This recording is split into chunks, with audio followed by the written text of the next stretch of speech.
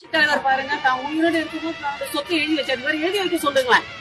புரட்சி தலைவர் மாதிரி சொல்றாங்கல்ல, இவருக்கு மட்டும் எவ்வளவு வேணுமோ அதை வச்சுட்டு மீதி எல்லாம் எழுதி வைக்க சொல்லுங்க. நான் ஒத்துக்கிறேன்.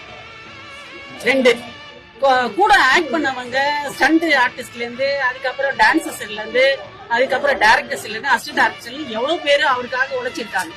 அவங்களுக்கு ஒரு வீடு கொடுக்க சொல்லுங்க. இவங்க வந்தா எல்லாருக்கும் வீடு கொடுக்குறேன்னார்ல, ஃபர்ஸ்ட் கூட உழைச்சவங்களுக்கு வீடு கொடுக்க சொல்லுங்க. அவங்க வீட்டுல வேலை செய்யறவங்களுக்கு வீடு கொடுக்க சொல்லுங்க. அதுக்கப்புறமா எல்லாருக்கும் கார் கொடுக்க சொல்லுங்க. அதுக்கப்புறமா தமிழ்நாட்டு மக்கள்கிட்ட வந்து பாக்கலாம். கொடுத்த தலைவர் வீட்டையே வாங்கிட்டாரு. அதுதான் ஒரு எச்சக்கையால கூட காக்கா ஓட்டாத ஆளு இவர் வந்து தமிழ்நாட்டு மக்களுக்கு வந்து நல்லது பண்ணிட்டு வரான். இவர் தான் எம்ஜிஆர். நான் ஆணையிட்டாலும் அதெல்லாம் பார்க்கும்போது எனக்கு வயிறு எரியுது சத்தியமா. அதெல்லாம் வந்துட்டு அடுக்கவே அடுக்காது. அந்த மனிதர் வந்து அவருக்கு உண்டான அந்த பாடல்கள் ஒவ்வொரு வரியும் அவர் வாழ்ந்து காட்டினாரு. நான் ஆணையிட்டால் அது நடந்து விட்டால் இந்த ஏழைகள் வேதனைப்பட மாட்டார். அப்படிதான் இருந்தாங்க தமிழ்நாட்டு மக்கள், அப்படிதான் இருந்தாங்க.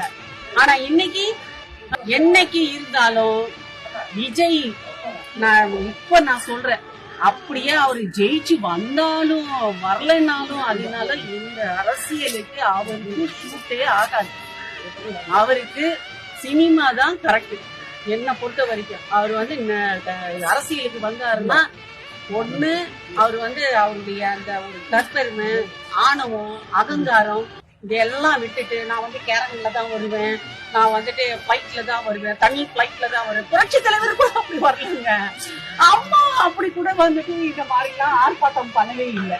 நான் உச்சத்துல இருக்கிறேன், நான் உச்சத்துல இருக்கிறேன்னு 41 பேரை செத்த உடனே உச்சா போற மாதிரி ஓடி பண்ணவரும். இந்த மனுஷெல்லாம் வந்துட்டு வருவாரா, பாப்பாரா?